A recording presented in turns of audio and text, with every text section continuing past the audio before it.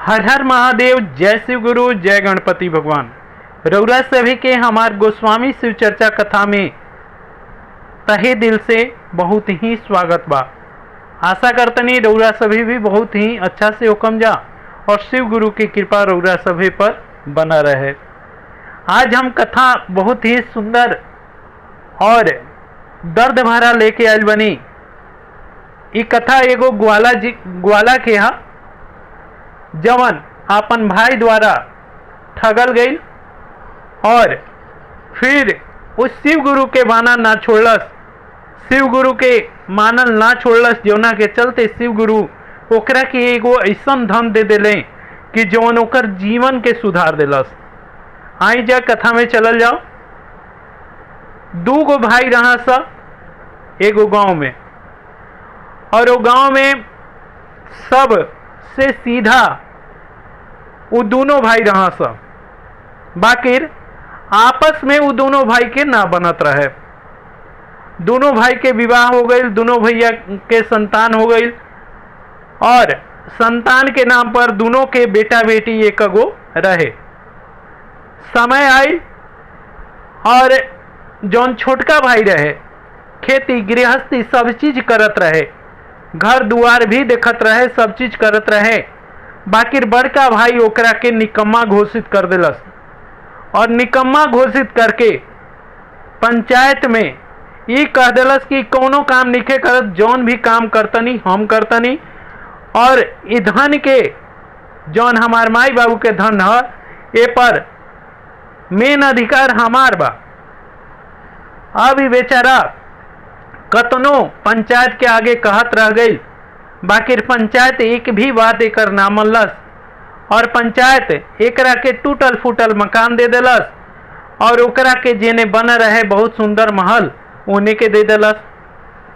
अब ई बेचारा गुहार लगौलस पंचायत के, पंचायत ना सुनलस। तभी भगवान शिव गुरु के बड़ा भक्त रहे और रोज भगवान शिव के मंदिर में जाके भगवान शिव के शिवलिंग के पकड़ के लागल रोए।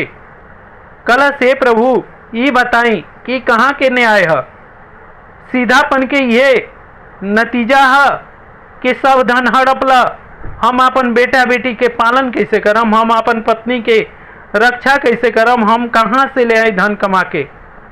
भाई तो हमार खेत तक हड़प ले गई, अब बताई कि हमारा भी तक कुछ है नहीं के और हम कुछ जानते नहीं कि और काम कि हम शहर जाके कोनो काम धंधा करी। शिव गुरु के बस ओकरा अतने आवत रहे कि रोज शिवालय में जाए और शिवालय के झाड़ बुहार पोछा जो भी होके वो सब करे बेचारा। और पंडित जी ओकरा के जौन भी देश वो बेचारा लेके आवे और अपन परिवार के देवे, अपन बेटा बेटी के देवे। और ओकरा बाद वो खेत में काम करे जाए, दिन भर बेचारा खेत में काम करके आवे। भौजाई ओकरा के सूखल रोटी जवन ओकर भाई के बाचा रहे उहे ओकरा के खाना के रूप में दे देवे। भर दिना बेचारा काम करे, सब चीज करे। ए पर एकर पत्नी के बड़ा दुख लागे, अपन पत्नी के दुख लागे तो वो पत्नी बार बार कहे कि हे पतिदेव रौरा भैया जी से काहे नहीं कि बतावत कि भौजाई रौरा के जूठन देतरी और रौरा चुप करके खा लेतनी। तक कहता वो छोटका भाई कहता कि अरे औरत के त्रिया चरित्र हमरा के ना भुलाई, हम अपन भाई के कैसा हूँ ना छोड़म, कहे कि भाई हमार राम जैसन बा और हम राम के जूठन खाए से ये हमार स्वभाव बा और भगवान करस ऐसे ही हमार भाई बन रहो और ओकर जूठन हमारा खाए के मिलो। ए तरह बेचारा करके और समय आ गई। अब नित्य प्रति बेचारा मंदिर त जाए, झाड़ बुहार करे, सब चीज करे, बाकी अपन आंसू से शिवलिंग के धोवे लागल। काहे कि इतना ज्यादा ओकरा पर दुख विपत पड़ गई कि ओकरा विपत के कोनो पारागार ना रहे और ऊपर से बेटी जवान हो गई। तरह तरह के लोग बात कहे लागल। अभी बेचारा शिव गुरु के पकड़ के रोज रोए लागल। ये देख के एक दिन माता पार्वती जब भगवान के कैलाश पर्वत पर पूजन करे आई रही, तब का देखा तरी कि भगवान के पैर जौन बा वो पैर आंसू में डूबल बा, यानी कि इतना पानी लगल बा, भगवान वही आंसू में अपन पैर रख के बैठल बने और ध्यान में बाणे। नंदी जी से पूछल गई, नंदी जी ये बताएं कि कहाँ से पानी आई? वो कहले कि हम नहीं जानत माता ये कहाँ से पानी आई। बाकी प्रभु से जब पूछली माता तो वो कहले कि हमार भक्त के आंसू है, जेकर नाम भोला है और वो पृथ्वी पर रहेला, ओकरा संगे ई जौन संसार बा बहुत बुरा कैले बा। तब माता कहली कि हे प्रभु, रौरा भक्त के तकलीफ होके ये रौरा कैसे देखा तनी? ये बताई कि रोज वो बेचारा आंसू से रहा और शिवलिंग धोता, जौना के चलते रहा और पैर तक डूब गए, और रौरा अभी भी प्रसन्न ना भई नहीं। हे प्रभु, रौरा निष्ठुर कब से हो गई नहीं? अब शिव गुरु ओइजा ले माता पार्वती के संगे पहुंच गए सीधे शिवालय में और जाके प्रकट हो गए भोला के सामने। भोला जब भगवान के दिखलस तो ओकर आंख से आंसू ना रुकत रहे और प्रभु के पकड़ के चरण रोए लागल। प्रभु कहले कि अरे भोला, तू मांगा, का मांगल चाहत रह? कल से प्रभु अब बताई कि ना हमरा भी खेत बा ना बधार बा, हम कोनो काम धाम भी नहीं जानत, जीवन भर भाई के सेवा कैनी और भाई हमरा के घर दुआर भी देलस, वो टूटल फाटल देलस। अब बताई कि हम काथी से अपन परिवार के गुजर बसर करी, काथी से ओकर देखभाल करी। अब भगवान बड़ा आश्चर्य में पड़ गए, कहले कि कोनो बात ना, तू घबरा मत। भगवान अपन शक्ति से एगो गाय बनौले, शिवालय में गाय खड़ा हो गई और गाय कहले कि हे भोला, ये तू गाय ले जा और गाय के सहारे ही तू अपन जीवन बसर कर, तार सभी मनोकामना पूर्ण हो जाई। भोला कहलन कि हे प्रभु, ये बताएं कि एकरा के खियावे पियाम हम कहाँ से? हमरा भीर तक खेतो बधार नहीं के, दूसरा के खेत में जाई तक गैया तो लोग मार मार के मुआ दी। प्रभु कहले कि गाय तारा के सिर्फ दूध दी, सिर्फ तारा के दूध दी, तार मनोकामना भी पूर्ण करी, बाकी खाना वाना ना खाई, एकर तू निश्चिंत हो जा, एकर घास भूसा कुछ भी ना लगी। कहलन कि अरे महाराज, रौरा ऐसन गाय हमरा के दे देनी? ठीक बा। बेचारा लेके अपना घरे गए और घरे जाके वो गाय के बांध देले। गाय जहिया से आयल तैया से भोला के घर कुछ और ढंग के हो गए, उनमें प्रकाश निकले लागल। गाय जहाँ बांधा रहे, भोला आइले और गाय के दूहे लगले। गाय के दूह के बेचारू और नहवा धोआ के रात में अपन घरे जाके सूत गए। जब सुबह उठले तब देखा तने कि गोबर के जगह पर सोना के ढेर रखल बा, यानी कि गोबर ही सोना बन गई बा। ये बेचारा देख के बड़ा आश्चर्य भइले, अपन पत्नी के बुला के ले लें, अपन बेटा बेटी के बुला के ले लें, कहने कि अरे ये गैया कैसन गोबर कैले बिया?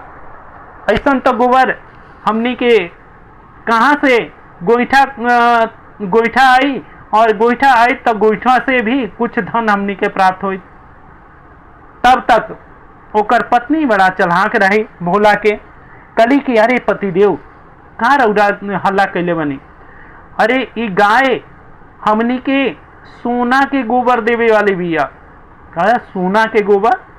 अरे सोना के कहीं गाय गोबर दे ले? कहते अरे महाराज, रौरा चुप रही ना, रौरा कौन चीज की चिंता मत करी। तब जाके वो सोना के का काम कैलक कि ले आयल और घर में थोड़ा थोड़ा तोड़ तोड़ के रोज देवे लागल, और रोज वो कहतिया कि एजा मत बेचम सोना के, ले जाके बाजार शहर में बेच के ले आए।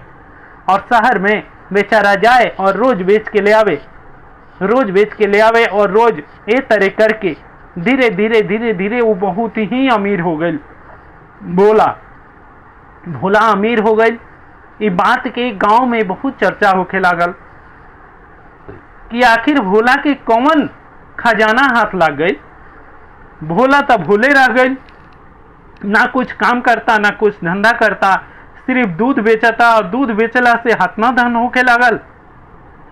अब सब केहू ढूका लग गई भोला के देखे खातिर। जब भोला के गाय गोबर करे तो सबके दिखाई देवे गोबर, बाकी ओकर पत्नी के दिखाई देवे, ओकरा बाल बच्चा के दिखाई देवे सोना के। ये तरह करके भोला अपन गुजर बसर करे लगले और ये तरह करके भगवान शिव की कृपा से वो बेचारा गई बर खोजे और बर भी बहुत ही सुंदर मिल गई और ग्वाला के वो बालक बहुत ही सुंदर रहे। बेचारा ओइजा सब चीज कर धर के आ गई। अब रहल तिलक कहाँ से आई। अब वो फिर शिवालय में जाके रोए लागल। तब भगवान शिव वही शिवलिंग से निकल के कले, क्या रे भोला आज तू काहे रोआ तारा और कौन कमी आ गई। तब कहे कि महाराज हम तो अपन बेटी के बियाह तय करके आवतनी, हमरा भी धन संपत्ति है ये न कि बियाह कहाँ से करब। कहा तरे अरे मर्दे अब बतावा कि तू हमरा से तक गाय ले लेला, गाय तहार सोना के गोबर करे वाली। अब बताओ कि जब सोने तारा घर में बात तो तारा धन के कहाँ कमी रह गई। जा जा तू वही धन से तू अपन बेटी के बियाह करब। लीजिए वो अपन बेटी के बियाह भी धूमधाम से करे खातिर तैयारी करे लागल। और इन्हें भाई जौन रहे भाई ढूका लागल कलश की जहिया से ही गैया आयल बिया तहिया से ही गैया रोज नित्य प्रति ई बढ़ोतरी होके लागल भोलवा के। और भोला इतना धनवान हो गई कि केहू एकरा से ऊपर अब है नहीं के गांव में। वो कलश हो ना हो ई गैये सब ये धन के जड़ बिया। और वो का काम कैलस भाई धीरे से ओइसन के एगो गाय ले आके और वो जा बांध दिलस और वो गाय के चुरा के अपना एथी में यानी कि गौशाला में ले आके बांध दिलस। गौशाला में ले आके बांध दिलस। वो गाय जब ओकरा गौशाला में गई बड़का भाई के तो वो अतना गोबर कैलस कि ओकर पूरा घर भर गई। पूरा घर छितिर बितिर हो गई और पूरा दुर्गंध से भर गई।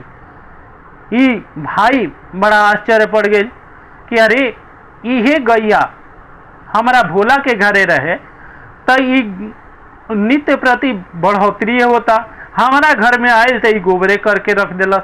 अब ई कैसे हुई।